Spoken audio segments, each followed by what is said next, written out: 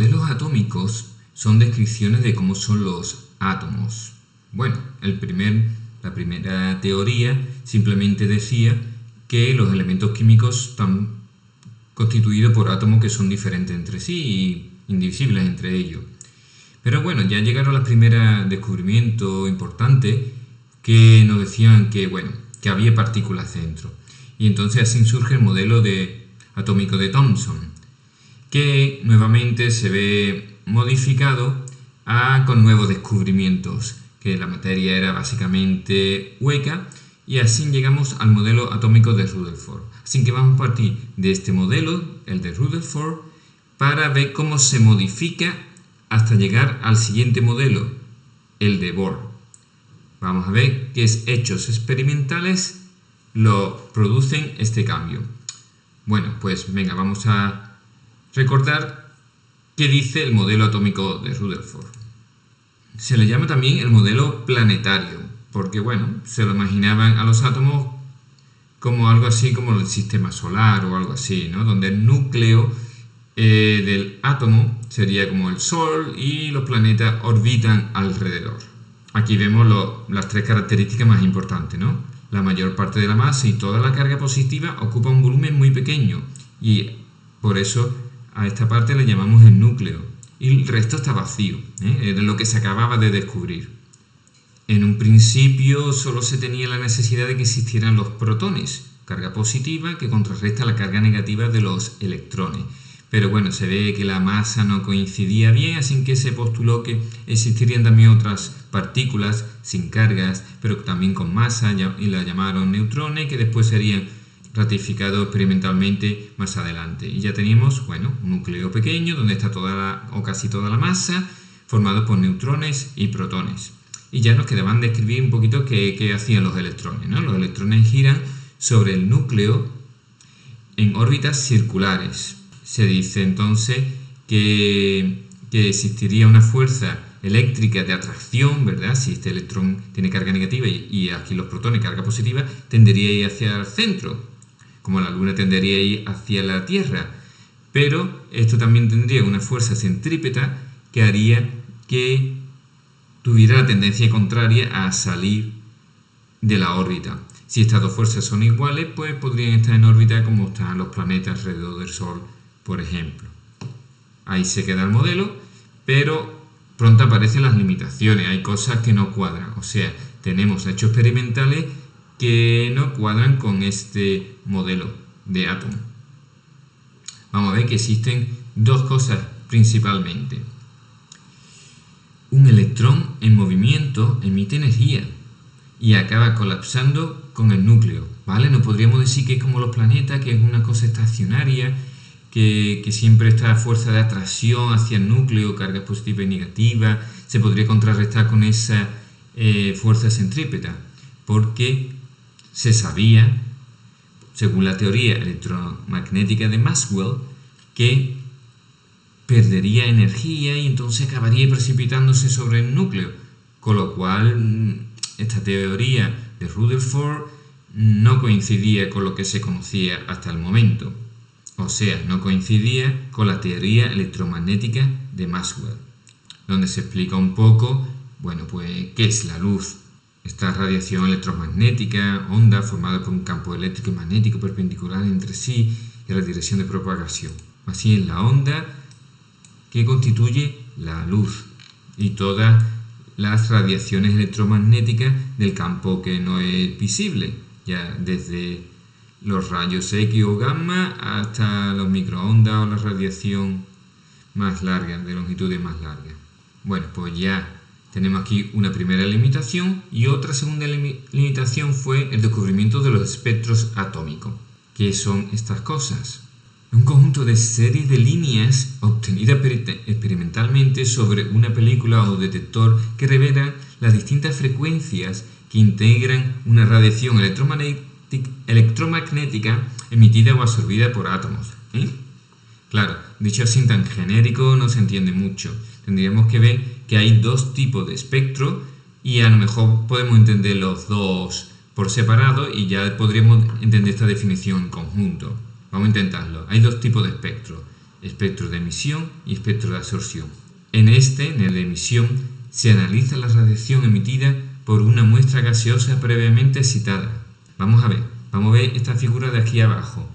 Si aquí tenemos un cuerpo que emite cualquier tipo de radiación, todas las radiaciones posibles, así como el arco iris, ¿vale? A todas las frecuencias posibles de una radiación. Recordamos qué frecuencia estamos haciendo mención de cómo es la radiación electromagnética que estamos enviando.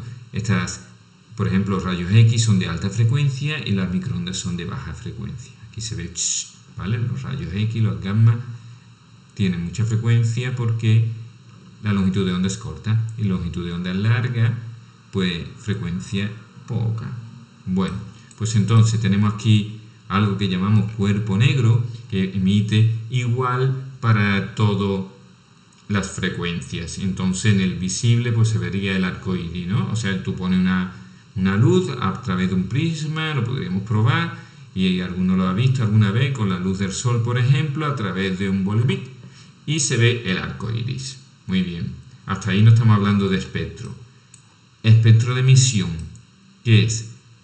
Se analiza la radiación emitida, esto de aquí, la radiación que emite, una muestra gaseosa, aquí tenemos el gas, previamente excitada, por eso pone gas caliente, o sea que tú podrías coger una sustancia pura que solo tenga un tipo de elemento químico, lo calienta y, o sea, le está dando energía y ve qué pasa, porque esa energía acaba desprendiéndose en forma de radiación y lo que veríamos no sería esto, sino vemos que solo se emiten ciertas frecuencias que relacionamos con diferentes energías.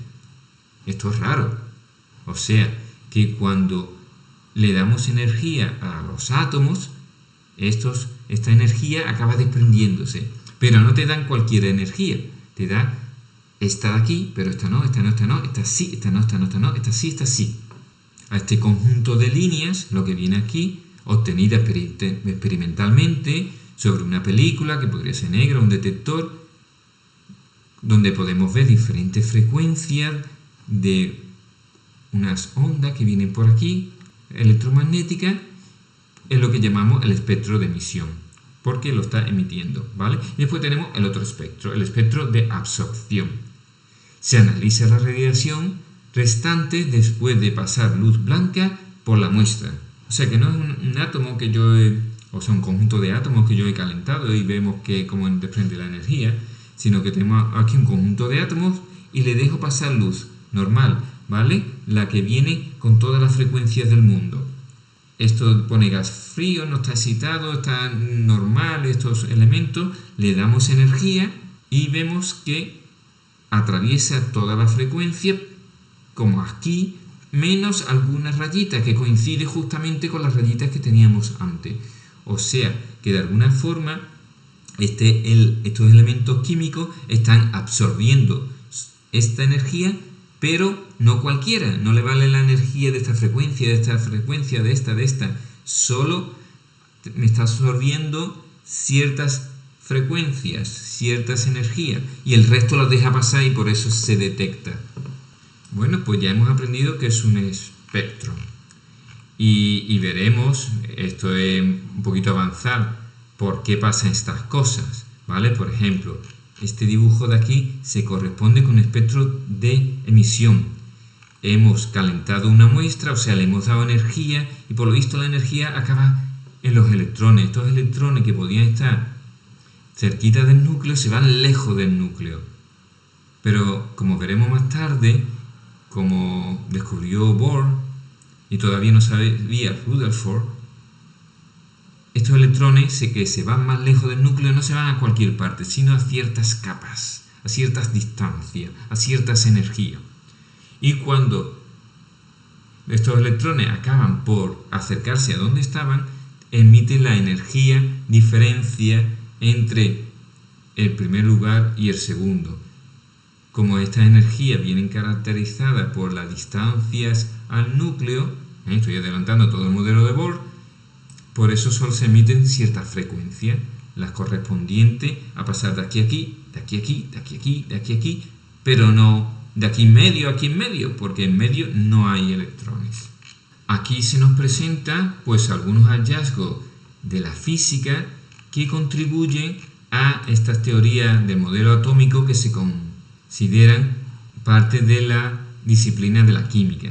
Vemos cómo la física colabora con la química en el avance de los modelos atómicos cada vez más perfeccionados, que pueden describir mejor qué es un átomo. En concreto aquí, bueno, pues se hablan de dos cosas. El efecto fotoeléctrico, que no nos vamos a meter en él de momento, no lo necesitamos, y la hipótesis de Planck. En teoría, en principio vamos a ver qué es la radiación térmica de un cuerpo negro. Ya lo mencionamos antes, un cuerpo negro ¿qué es? Bueno, una entelequia es un cuerpo ideal, aquel que absorbe toda la radiación que incide sobre él, no refleja, ¿vale? Pero tanto, esa es la definición, pero lo que más nos interesa es lo que viene luego. Dice, emite radiación térmica, se llama así, radiación térmica. O sea, una radiación continua cuyo espectro solo depende de la temperatura. Bueno, o sea que nos emite una luz así, como aquí poníamos el cuerpo negro, una luz continua, o sea, no con rayitas, no con que les falta cierta energía, ¿vale? Entonces, dice que esta radiación siempre es igual, siempre que esté a la misma temperatura. En este gráfico pues, se representa como a diferentes temperaturas tendríamos diferentes frecuencias o longitudes de onda, están relacionadas, a las que se va a emitir la luz. Mira, este es el espectro visual, o sea, la luz que vemos con los ojos. Y aquí vemos que a temperaturas pequeñas, pues los cuerpos no emiten luz. O sea, emiten radiación que no podemos ver con los ojos. Si lo calentamos un poco más, pues ya empezaría a emitir ciertas luces, ¿verdad? Estas rojas de aquí, que sería un cuerpo incandescente, ya lo hemos calentado bastante. Si lo calentamos más, pues vemos que emiten ya, sería un cuerpo más que rojo, al rojo vivo, al amarillo y cada vez incluso blanco, ¿no? Porque podría emitir luces, radiaciones de todo el espectro. Bueno, total, ¿por qué nos importa un cuerpo negro? Porque la temperatura, cuando la aumentamos, aumenta la frecuencia en vez de la intensidad. Eso es algo llamativo. Cuanto más energía le doy a este conjunto de átomos, pues con más energía viene la radiación, pero no viene más radiación, viene la misma pero más energética, o sea, con una frecuencia más alta. Esto no lo explica la teoría electromagnética de Maxwell, que, como hemos visto antes, para Maxwell la luz es simplemente una onda, con todas las características de la onda. Una onda de campo magnético, un campo eléctrico y ya está. Eso, si fuera una onda, pues esperaríamos que si le damos más energía, pues más intensidad en esa onda. Y no, lo que vemos es una onda con más frecuencia, con más energía. Y eso, bueno, no lo tenemos que entender del todo, pero pasaríamos a pensar que la luz, en vez de una onda, sería una partícula. Después veremos que sería como otras cosas, una partícula que se mueve como una onda, ¿vale? Una partícula, si aumentamos la energía de cada fotón, y ya estamos metiendo aquí un término nuevo, que sería la partícula de las luces, se llaman fotones. Bueno, aumentamos la energía de cada fotón cuando aumentamos la temperatura, en vez del número de fotones. Por eso no aumenta la intensidad. Hay una ecuación que dice que la energía de esta partícula sería igual a una constante, la constante de Planck, multiplicada por la frecuencia. Esto simplemente nos está relacionando que a mayores frecuencias, mayor energía. Por eso, si le damos más energía a este cuerpo negro, lo que vamos a conseguir son partículas, las mismas partículas, pero con unas mayores frecuencias, que es lo que veíamos aquí. Y entonces, bueno, pues las ecuaciones de la teoría, considerando la luz como partícula, verifican los hechos experimentales. Así que aquí es el momento que se descubre el fotón, esa partícula que es responsable de que existan las radiaciones electromagnéticas, la luz y las cosas que no son del espectro visible. Con este descubrimiento podemos pasar ya al modelo atómico de Bohr. Una vez que vemos estos nuevos hechos, la existencia de los espectros, que la teoría electromagnética de Maxwell no cuadra, y empezamos a entender qué es una radiación electromagnética formada por fotones. Bohr pues hace 3 postulados, el primero, el segundo y el tercero, que nos vamos a aprender para dar explicación a estos nuevos hechos experimentales. Primer postulado: en un átomo los electrones giran alrededor del núcleo. Bueno, hasta ahora igual que lo que habíamos visto de Rutherford. Pero dice, en ciertas órbitas circulares estacionarias.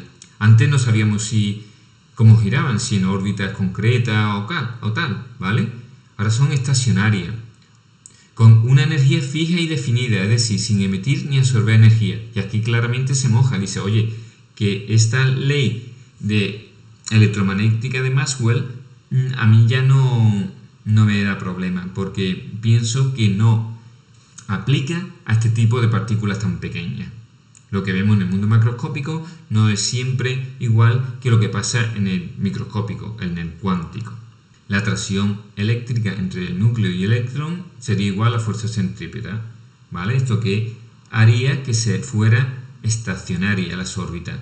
Entonces ya explica por qué no se precipita, porque no hay esa emisión de energía. Y simplemente, bueno, hay una energía, una fuerza de atracción y una fuerza que podríamos considerar de repulsión, o simplemente que fuerza es igual a masa por aceleración. Esta fuerza de atracción hace que tenga la aceleración justa para que pueda estar en una órbita circular. Ya sabemos que cambiar de dirección es aceleración. Y aquí es donde justificamos el haber estudiado antes las emisiones térmicas, para poder rechazar la teoría electromagnética de Maxwell, que solo aplica cuando se considera a la radiación una onda. Y como ya nos consideramos la radiación electromagnética una onda, podemos descartar el uso de la teoría electromagnética de Maxwell para aplicarlo a un electrón. Segundo postulado, vamos dando más detalles sobre el átomo y sobre todo qué pasa con los electrones. Solo son posibles las órbitas en las que el momento angular del electrón es múltiplo entero de la constante de Planck partido de 2pi. Aquí se mojan bastante. El momento angular es, no sé si recordáis, el momento lineal era la masa por la velocidad. Pues el angular es la masa por la velocidad por el radio, ¿vale? Por el radio donde se está produciendo este movimiento. Pues el momento angular es proporcional a h partido de 2pi. Y esta constante de proporcional es un número, pero no un número cualquiera, un número entero. Y a este número le llamamos el número cuántico n. O sea, uno de los 4 números cuánticos que a lo mejor conocemos, ¿verdad? El principal. Este número, entonces, ¿veis que está relacionado con el radio? Entonces, si este número solo puede ser 1, 2, 3, los radios no van a poder ser cualquiera. Y se nos queda aquí esta ecuación, donde hay una constante que depende del átomo. Bueno, pues ya vemos aquí una relación. Sabiendo los números cuánticos, podemos obtener el radio. Venga, ya por último, el tercer postulado, que ya ataca directamente a lo que queríamos saber, qué pasa con los espectros, por qué se produce espectro. Ya lo vimos un poquito antes cuando estudiamos los espectros, o los avancé, pero esto lo descubrió Bohr, pertenece a este modelo. El átomo emite o absorbe energía, haciendo referencia a ambos tipos de espectros atómicos, en forma de onda electromagnética. Pues ya está diciendo, oye, que cuando un átomo emite energía, que hemos visto aquí, o la absorbe, que hemos visto ahí en los espectros, son ondas electromagnéticas. Este tipo de onda cuya energía o incremento de energía, variación de energía, depende de la frecuencia a través de la constante de Planck.